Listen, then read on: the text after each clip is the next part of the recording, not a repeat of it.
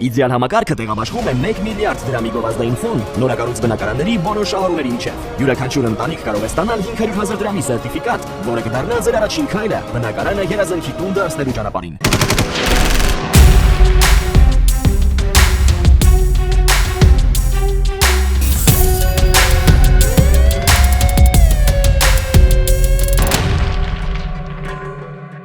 Դատախազությունը պահանջում է զինված ուժերի գլխավոր շտաբի պետի նախկին տեղակալ Հայկազ Բաղմանյանից հօգուտ Հայաստանի բռնագանձել 11 շարժական եւ անշարժ գույք 3 միլիարդ 56 միլիոն դրամ։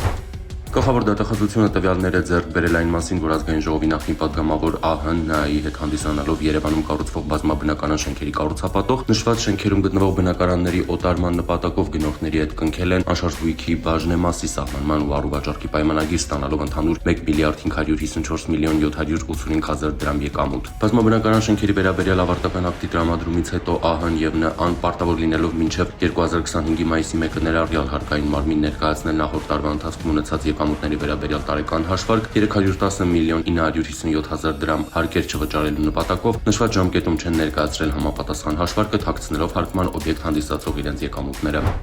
Ապրիլի 1-ին Կոտայքի մարզի Չարենցավանի դատարանում դատական նիստի ժամանակ ծեծկռթուք է տեղի ունեցել Անվաստանյալի եւ տուժող կողմի հարազատների միջեւ, որի ժամանակ կոտրվել է դատարանի գույքը, տուժել են նաեւ դատական կարգադրիչներ, որոնցից մի քանիսը մարմնական վնասվածքներ են ստացել։ Մարտի 25-ին հաղորդում է ստացվել, որ դեռևս անցած տարվա հունիսին կինը սոցիալական հարթակի միջոցով ծանոթացել էր փաստաբան ներկայացած մեկի հետ, որը փաստաբանական ծառայություններ մատուցելու պատրվակով խարդախությամբ դրանից հափշտակել է ընդհանուր առմամբ կես միլիոն դրամ։ Սոցիալական հարթակներում որպես փաստաբան հանդես եկող անձը Արմավիրի մարզի Արմավիր գյուղի բնակիչ 24 տարեկան երիտասարդ է։